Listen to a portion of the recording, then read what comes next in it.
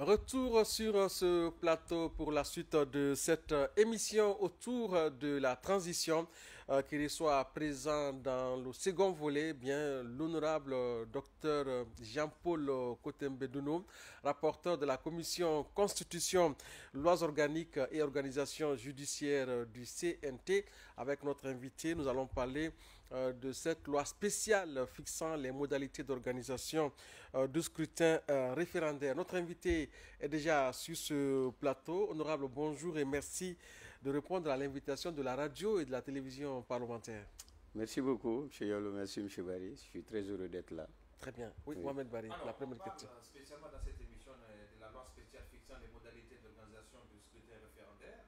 Alors, rappelez-nous un peu le contexte dans lequel le CNT a été saisi pour l'examen de ces textes. Le contexte, il est d'abord politique parce qu'on sait que le 5 septembre 2021, le discours de prise du pouvoir du président du CNRD consistait, en tout cas il comportait un passage par lequel il estimait que cette fois-ci, nous allons rédiger ensemble une nouvelle constitution. Ouais.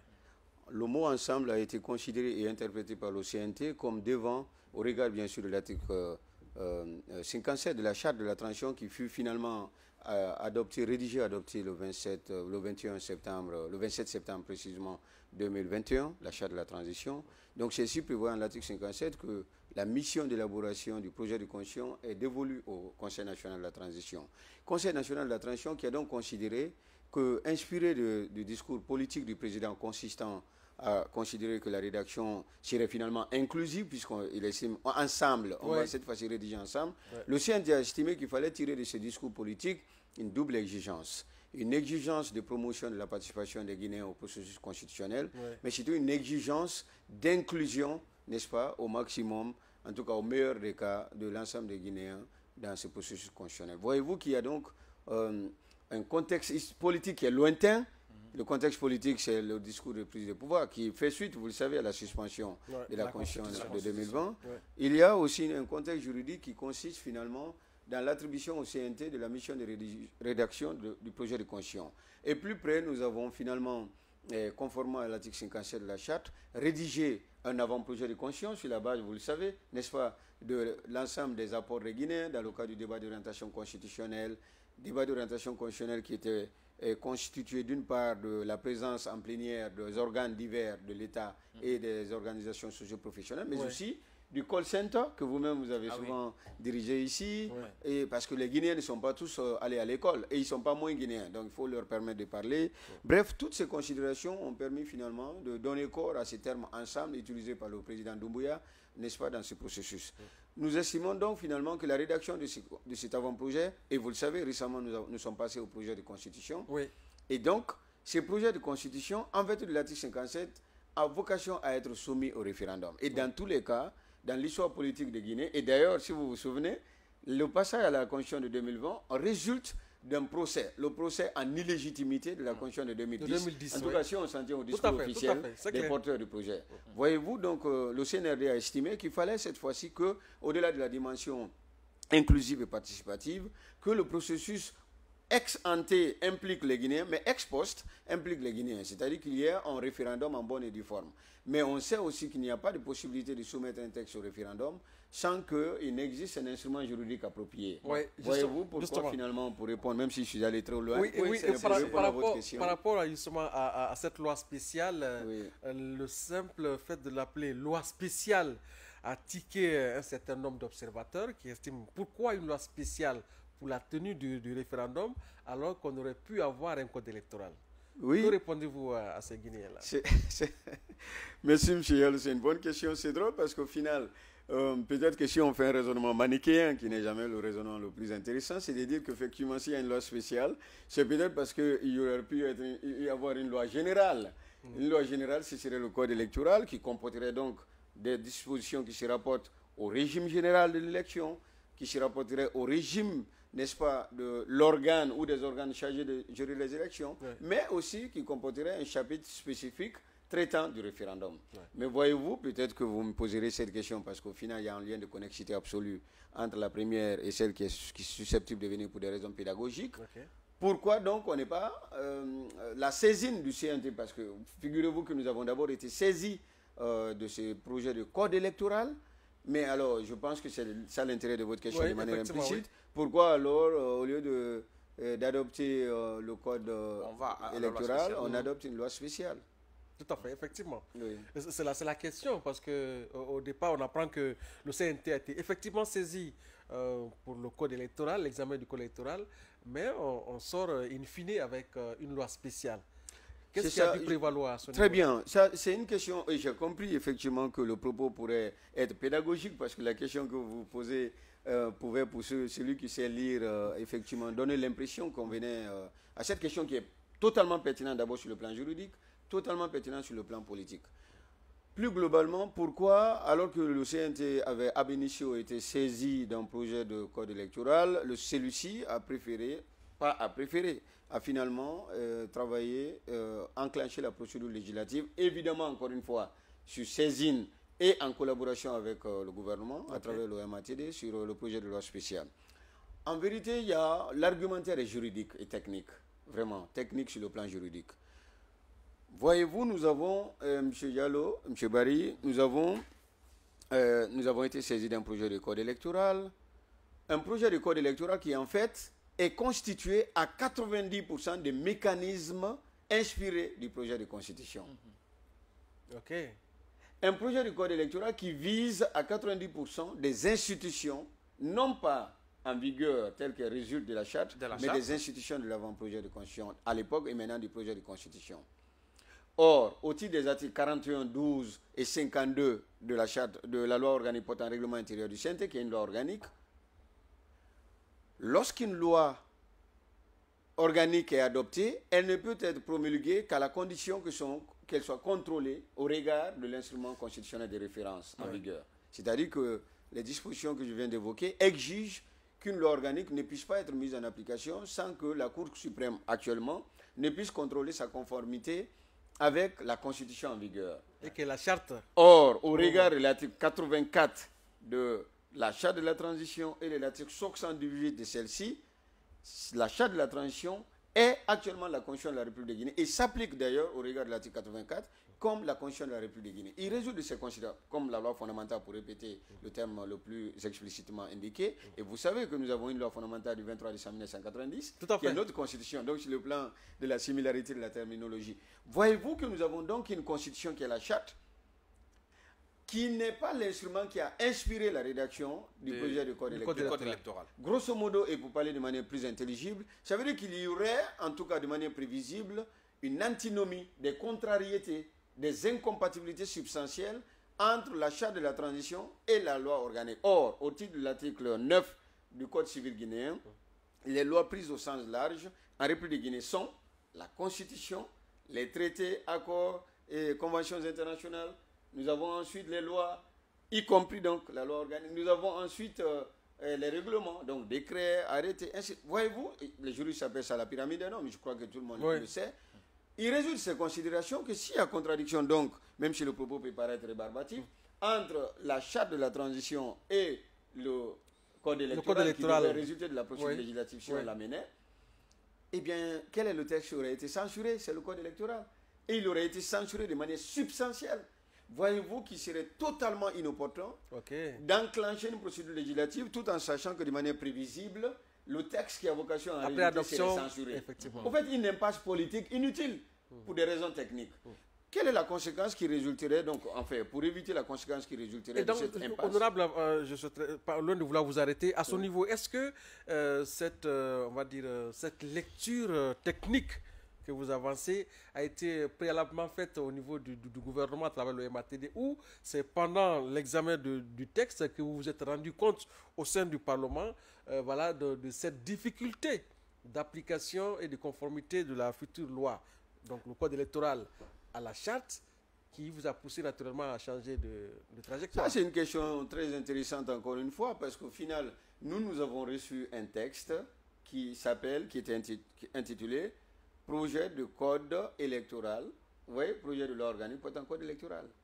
Projet de loi organique portant code électoral qui comporte dans son visa, on renvoie à la charte de la transition. Ce qui est quand même, sur le plan technique, Je comprends votre question et je sais que vous ne voulez pas qu'on fasse un procès quelconque, Ouais. mais je crois que raisonnablement, le gouvernement aurait peut-être, ceux qui nous saisissent auraient pu savoir que cette option mènerait à une impasse politique et constitutionnelle. Heureusement que dans le cadre de la collaboration fonctionnelle, chacun investit du droit d'amendement au regard de la loi organique portant règlement intérieur du CNT et des lois relatives. Donc c'est le CNT, en tout cas la commission de loi en premier, qui a constaté que la procédure législative menée telle que nous avons été saisis ab initio conduirait à une impasse politique et constitutionnelle. Et donc, inopportunément en fait.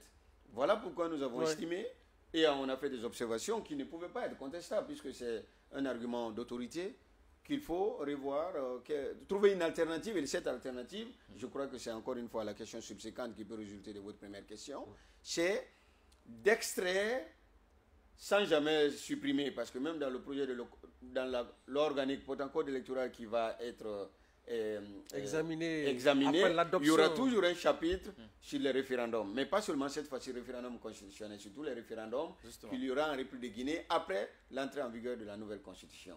Mais il fallait donc extirper de ces textes le chapitre dédié au référendum, le spécifier au regard seulement du référendum constitutionnel et en faire une loi spéciale. Pourquoi spéciale?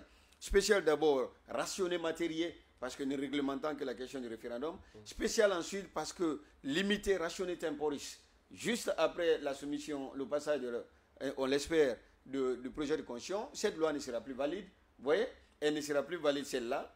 Et l'autre chapitre dédié au référendum dans le projet de code électoral continuera pour d'autres référendums à servir d'instrument de référence. Alors, il faut dire quand même que l'adoption de cette loi spéciale marque en quelque sorte notamment un pas de géant dans le processus de normalisation constitutionnelle en Guinée. Alors aujourd'hui, est-ce qu'on peut avoir une idée de la structure du texte, notamment les chapitres et les sections de façon détaillée pour la compréhension de nos téléspectateurs? Les chapitres, il y en a 6 chapitres. Eh bien, donc il y a des chapitres qui se rapportent pour l'essentiel sans être dans une approche exemplative, puisqu'on sait au final quels sont les grands sujets.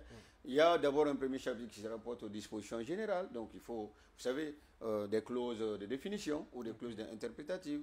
Qu'est-ce qu'un électeur, qu'est-ce qu'un référendum? Voilà. Une forme de clarification conceptuelle préalable. Nous avons aussi la détermination pour ce qui concerne ces dispositions préalables du champ d'application. Et là, ça peut paraître rébarbatif, mais uniquement le référendum destiné à la soumission du projet de constitution rédigé par le CNT. Vous voyez? Et ensuite, nous avons des dispositions pour ce qui concerne le plus intéressant, qui peut être électeur, qui peut... le droit d'être électeur, quelles sont les inéligibilités pour... Voyez-vous, donc le régime général, là, sur les dispositions générales. Ensuite, nous avons des chapitres qui est le plus intéressant du point de vue organique. Nous avons des chapitres qui se rapportent aux organes de gestion du processus référendaire. Et ça, c'est extrêmement intéressant, les organes de gestion. Nous avons aussi un autre chapitre, un quatrième chapitre qui traite de la campagne référendaire. Nous avons un chapitre qui traite, en l'occurrence, de la HAC, n'est-ce pas, de la haute autorité de la communication. Nous avons un chapitre qui traite du contentieux et du régime de l'annulation. Voyez-vous, donc nous avons 6 chapitres qui partent de l'inscription du citoyen sur une liste électorale jusqu'à la proclamation des résultats. Donc c'est vraiment tout ce champ global qui est couvert par les 6 chapitres qui constituent le projet la loi spéciale fixant les modalités d'organisation. Oui, et par rapport justement aux organes de gestion, est-ce qu'on peut avoir une idée un peu de comment ça va fonctionner? Parce que lors de la plénière, on a vu ce débat houleux qui a eu lieu entre les conseillers nationaux, voilà, où le président du CNT était même obligé de recourir au vote pour naturellement parler de la composition de l'observatoire en termes d'organes dirigeants de cet observatoire-là. Comment ça va fonctionner? Parce que nous savons déjà que c'est le ministère de l'administration du territoire et de la décentralisation qui va organiser les élections sous l'empire certainement de cette loi. Mais il y a à côté un organe de veille et un observatoire qui va être institué. Alors, qu'est-ce qu'on peut avoir comme spécificité par rapport à ces organes de gestion-là? Sur les organes de gestion, d'abord le principe, à supposer qu'on essaie de conceptualiser, le principe qui a présidé à la structuration des entités investies de la mission globale de la gestion du référendum. Le principe, c'est le principe de la séparation des fonctions d'organisation et des fonctions de supervision. C'est un peu le principe global, si on peut le formuler ainsi. Je pense que vous êtes d'accord avec cette formulation. Et donc, nous avons estimé que pour ce qui concerne, et là, vous voyez bien qu'il y aura encore une fois une impasse, à considérer qu'il faut nécessairement mettre en application l'organe technique indépendant de gestion des élections prévu par l'avant-projet pour lui confier ses missions. Pourquoi? Parce que l'instrument juridique, le projet de constitution qui consacre cette institution, n'est pas encore en vigueur. Il n'est ni approuvé, ni mis en application. Alors comment donner corps à une entité qui n'existe pas? Parce que finalement, c'est peut-être la lex lata, un droit pour l'avenir, mais il n'est pas encore du droit. Voilà pourquoi on a estimé, pour des raisons pragmatiques et réalistes, qu'il fallait confier, vous l'avez dit, la fonction de gestion du processus référendaire au département ministériel approprié. Voyez-vous, on sait tous quelle est l'histoire de ces organes centraux dans la gestion des processus électoraux, n'est-ce pas? On est parti d'eux pour aller aux organes des élections. Et la vérité, c'est que l'avant-projet, le projet de constitution prévoit un organe de gestion des élections. Seulement, comme je vous l'ai dit, là, il ne peut pas être mis en application puisque le texte qui le prévoit n'existe pas juridiquement. Donc, juste après les processus, la soumission de la Constitution, et peut-être après le processus électoral global, général, toutes ces entités seront mises en application. Et on sait aussi que la charte de la transition, dans les clauses finales, vous le savez, les clauses transitoires précisent clairement qu'avant la mise en place, avant la promulgation de la nouvelle Constitution, les institutions de la transition continueront d'exercer les missions qui leur ont été dévolues au regard de la charte. Voilà pourquoi, et donc vous posez une question de fond sur la structuration. D'abord, j'ai estimé que le principe qui régit cette structuration est le principe de séparation des fonctions d'organisation et des fonctions de supervision.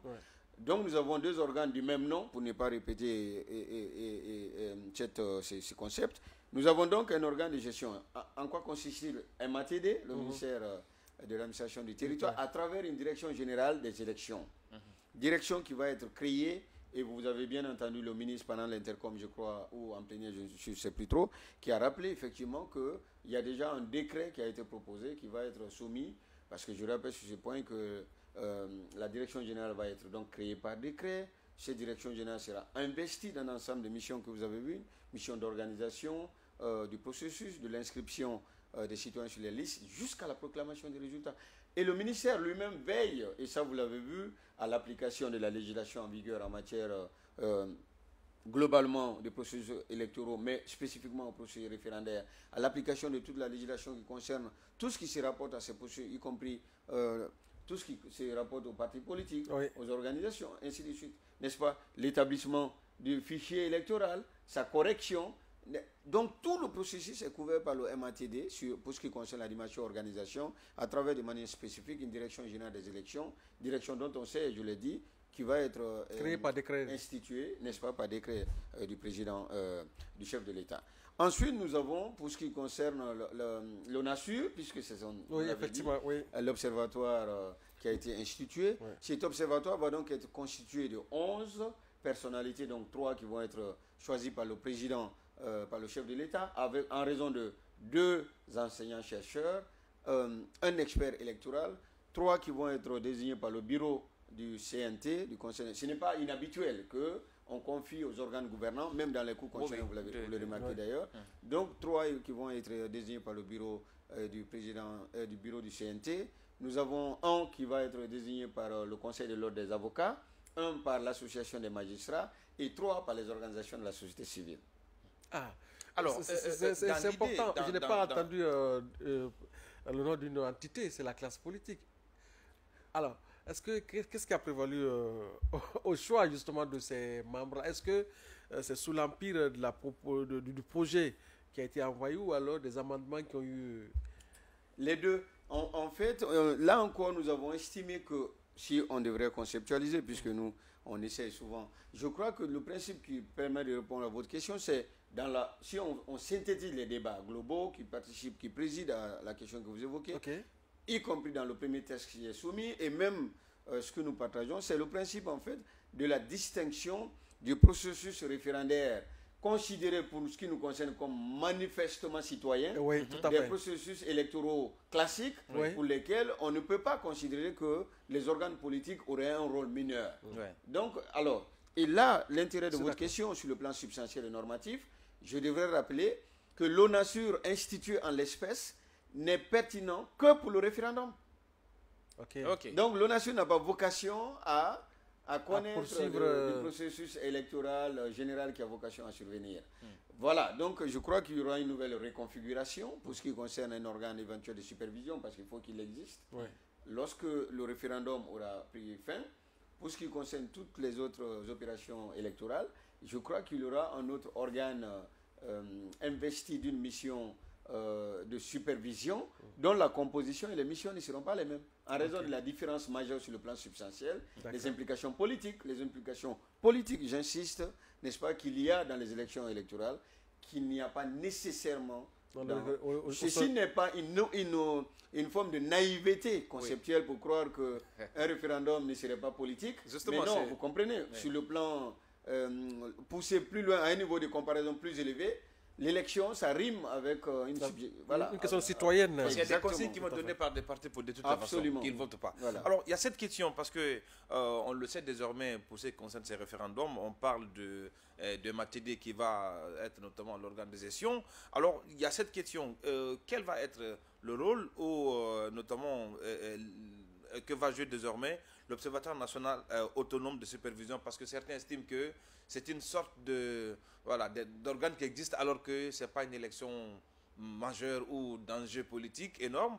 Quelle est l'importance d'un tel organe dans ce processus-là et quel rôle il va jouer de façon concrète? Dans la logique de sa question, est-ce que cela va répondre au souci de crédibilité du processus? Absolument. Parce qu'il y a un regard externe par rapport à l'organe qui va naturellement avoir la mission d'organiser pratiquement du point de vue opérationnel le scrutin. Je suis d'accord. D'abord parce que dans les débats, évidemment, M. Barry, ce que vous dites, c'est important. Et d'ailleurs, M. Diallo me donne déjà un élément de réponse. Dans les débats, beaucoup ont estimé que, étant entendu la dimension stricto sensu citoyenne du processus référendaire, sans jamais occulter sa dimension politique, quand tant qu'on considère une conscience comme un contrat social, n'est-ce pas? Ce n'est pas une naïveté conceptuelle ou politique. Mais tant qu'on considère qu'on peut l'orienter fondamentalement comme un travail citoyen, comme l'aboutissement d'un travail citoyen, nous avons donc estimé, pour ce qui concerne ce référendum, qu'il était question de savoir est-ce qu'il était nécessaire d'instituer l'ONASUR. Beaucoup ont estimé que ce n'était pas la peine et qu'il n'y avait pas, à la manière d'une élection législative, d'une élection présidentielle ou d'une élection municipale, des enjeux aussi importants. Mais nous avons estimé, compte tenu de notre histoire et de nos réalités, de nos spécificités, qu'à supposer même que tout cela puisse se passer de manière plus correcte sans qu'il y ait de grands enjeux qui justifieraient l'institution d'un organe de supervision, nous avons estimé que peut-être il faut concevoir l'ONASUR comme une modalité, n'est-ce pas, de la crédibilité du processus dans un contexte où, on le sait depuis maintenant 20 ans ou 25 ans, il y a quand même parfois une crise, une forme de confiance entre les gouvernés. Même s'il y a une forme de restauration progressive de confiance, il vaut mieux promouvoir la dynamique et pas de donner une impression déconsolidante, parce qu'au final, voyez-vous, le référendum ouvre la voie à une nouvelle donne.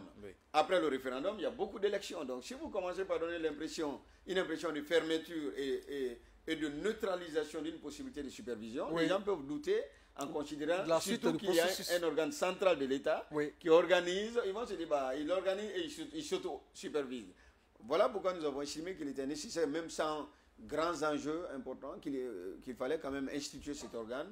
Et puis voilà, l'instituer en toute responsabilité. Et c'est ça l'intérêt de la question, M. Diallo, quand vous posez la question en plénière, pour dire finalement est-ce qu'il fallait tel ou tel organe pour diriger. Nous avons estimé que sa mission quand même n'est pas une mission d'organisation, c'est une mission de supervision.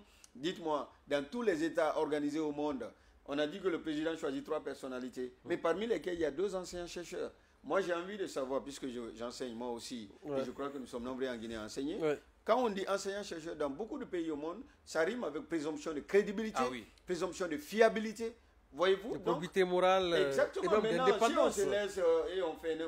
Voilà, je ne vais pas utiliser un terme inapproprié, mais ça, c'est notre problème. Mais ça veut dire que le président, il a une compétence pour nommer, mais parmi quand même des gens dont on sait qu'ils ont vocation à incarner au regard de l'opinion crédibilité, fiabilité et responsabilité. Tout à fait, tout à fait. Alors, voter un texte d'une telle envergure est une étape, mais l'autre aussi, c'est la question de l'application stricte des dispositions de la loi spéciale. On a vu le président du CNT, honorable Dr Dansa Kourma, qui a insisté sur l'élaboration aussi rapide des textes d'application de cette loi spéciale.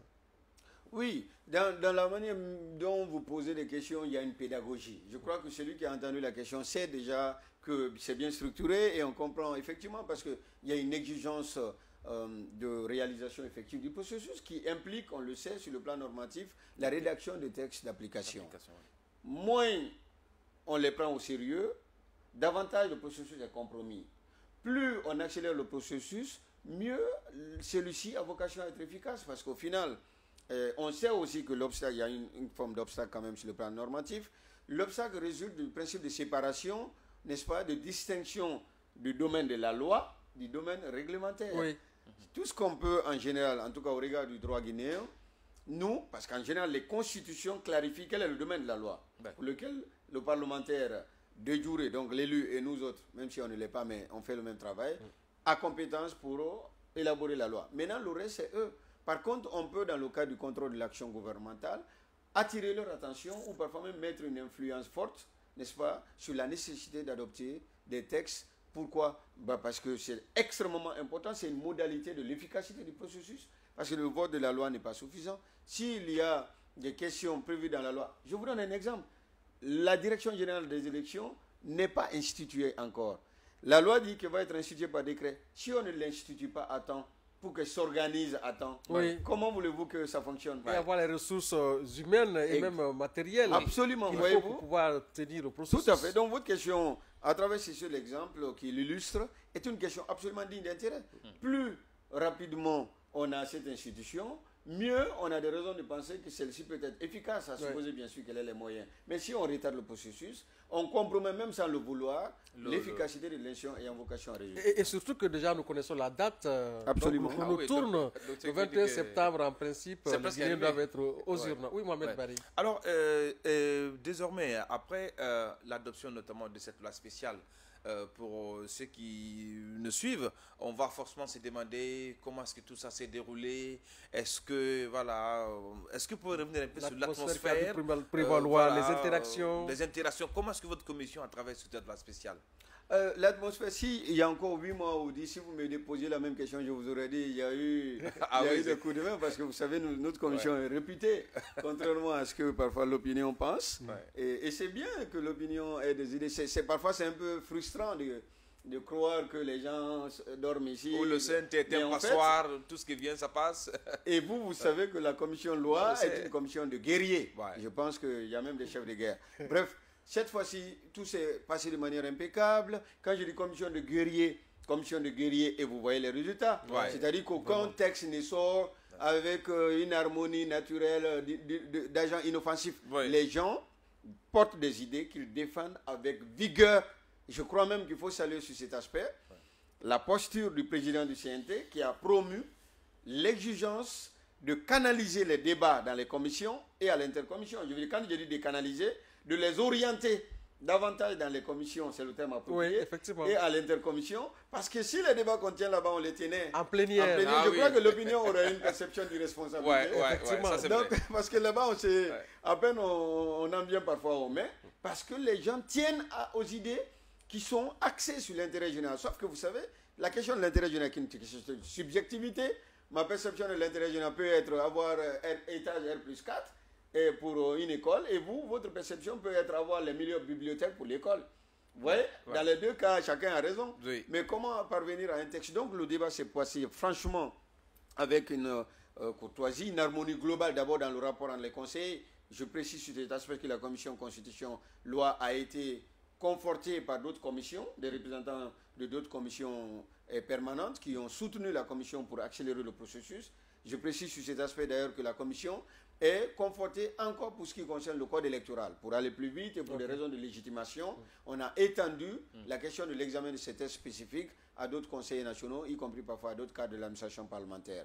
Et ensuite, il faut préciser qu'il y a eu une présidence massive, ce qui est habituel, des cadres du département concerné, du secrétaire général Sigé Kamara, à tous les autres, le chef de cabinet, Gono Konde, et toute l'équipe qui les suit était là à chaque fois, du début à la fin. Donc c'est une loi qui est la résultante d'une collaboration qu'on qualifierait de fonctionnelle entre le gouvernement et le Parlement en vue d'aboutir à un texte qui ne serait pas désincarné, mais un texte qui répondrait aux exigences et aux nécessités impérieuses. Sur ce point, je salue d'ailleurs la présence importante et soutenue de Mme Kamara Guinabou Touré, qui était là, et ça vous savez, c'est Mme Élection en Guinée, qui a contribué à un travail remarquable avec des observations et des propositions immédiates à chaque fois et avec des retours sur expérience, parce que c'est le domaine immédiat qui nous permettent de formuler des dispositions qui ne seraient pas désincarnées. Et ça, vous savez que le président de cette institution, ils sont dans le même groupe, ce sont des experts électoraux, parce que le président lui-même était là. L'essentiel des fois où on s'est réunis,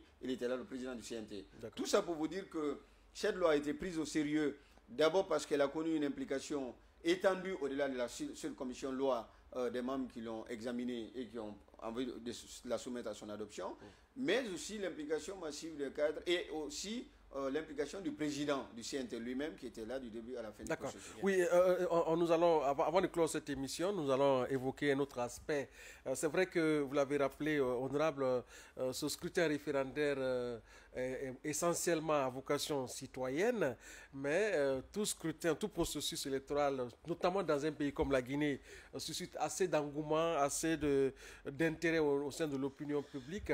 Vous avez parlé du rôle de la HAC, la Haute Autorité de la Communication, parce que les médias auront un rôle en tout cas important à jouer dans ce processus-là. Est-ce qu'on peut avoir une idée un peu de ce qui des compétences, en tout cas pour ne pas dire de la partition de cette institution dans la gestion bien sûr des organes des médias par rapport à ce processus-là? Oui, je pense qu'on peut évoquer deux aspects. D'abord, le premier aspect qui est la fonction inhérente à l'existence de la HAC, la fonction de régulation, n'est-ce pas? Comme vous savez, les États qui ont une vocation démocratique ont deux contraintes. Laisser les gens dire ce qu'ils veulent, quel que soit leur organe, éviter aussi que ce qu'ils disent ne soit attentatoire aux droits des autres. Tout à fait. Il suffit de lire l'interprétation que les organes des Nations Unies font du pacte international relatif aux droits civils et politiques.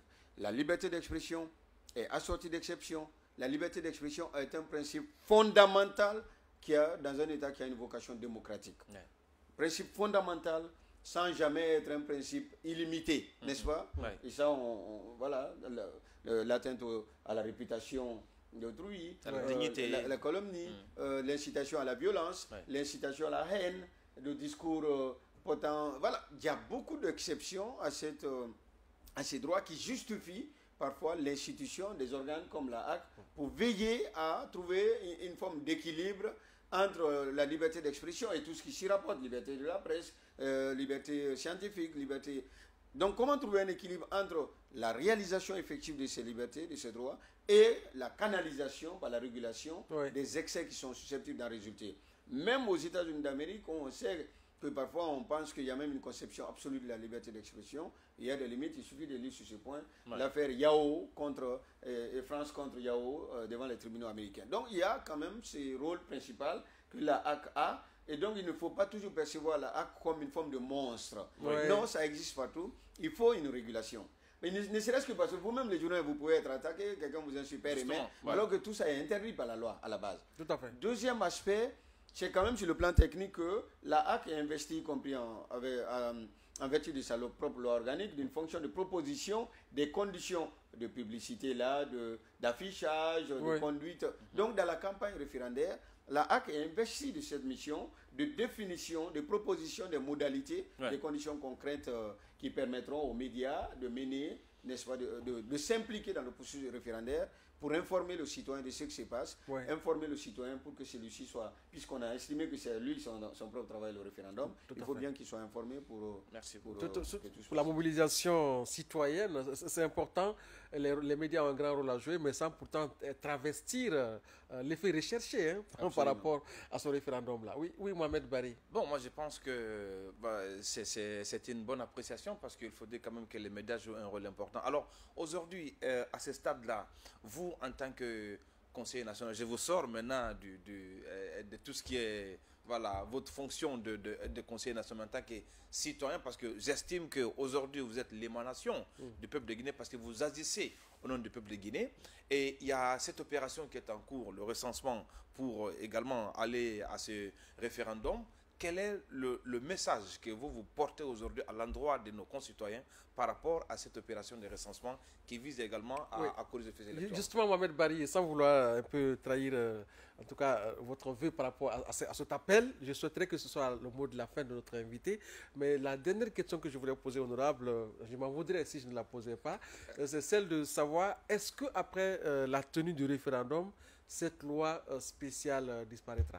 Non, elle est caduque. Absolument. Elle va disparaître, d'abord parce qu'elle veut qu'elle disparaisse, c'est-à-dire de manière autonome. Elle disparaîtra aussi parce qu'à supposer même qu'elle n'annonçait pas qu'elle s'applique seulement à ces référendums, elle disparaîtrait parce qu'elle serait incompatible avec le contenu de la Constitution qui en résulterait. Or, quand il y a contradiction entre celle-ci et celle-là, c'est la Constitution qui l'emporte. Donc, elle est sortie du code électoral. Après le référendum, elle va revenir à la base. Et que le code électoral va être naturellement examiné, puisqu'il est arrimé aux dispositions de la future constitution qui va être adoptée au soir du 21 septembre prochain. Et ce code comportera un chapitre sur les référendums. Sur les référendums. Merci pour la précision, c'est important. Oui. Maintenant, le message que vous avez pour les citoyens guinéens qui vous suivent par rapport à ce processus de recensement en cours. Le message que j'ai à l'attention de nos concitoyens, c'est d'abord un message de responsabilité. Un message de responsabilité parce que finalement, on sait qu'un processus constitutionnel n'arrive pas tous les 5 ans, ou en tout cas n'a pas vocation à arriver tous les 10 ans ou tous les 30 ans, et que malgré tout, je dis malgré tout sans évoquer quelque chose de spécifique, il est extrêmement intéressant que nous nous intéressions, que nous continuions de nous intéresser aux processus citoyens qui ont vocation à nous donner des textes fondateurs, qui ont vocation à nous régir. Je les remercie aussi, à part le premier aspect, de s'être impliqués jusque-là, du symposium sur le constitutionnalisme à l'élaboration du projet de constitution, jusqu'en passant par le débat d'orientation constitutionnelle, l'implication est massive, y compris en ligne. Tous nos amis qui sont à l'étranger, des gens extrêmement brillants, des gens extrêmement intéressés. Donc, mon invitation, c'est une invitation à la responsabilité pour ne pas donner des raisons de croire que des mécontentements citoyens absolument légitimes dans tous les États au monde, il y a des mécontentements, justifient le renoncement, n'est-ce pas, à l'implication dans des processus citoyens qui ont vocation à nous être opposés, qu'on le veuille ou pas.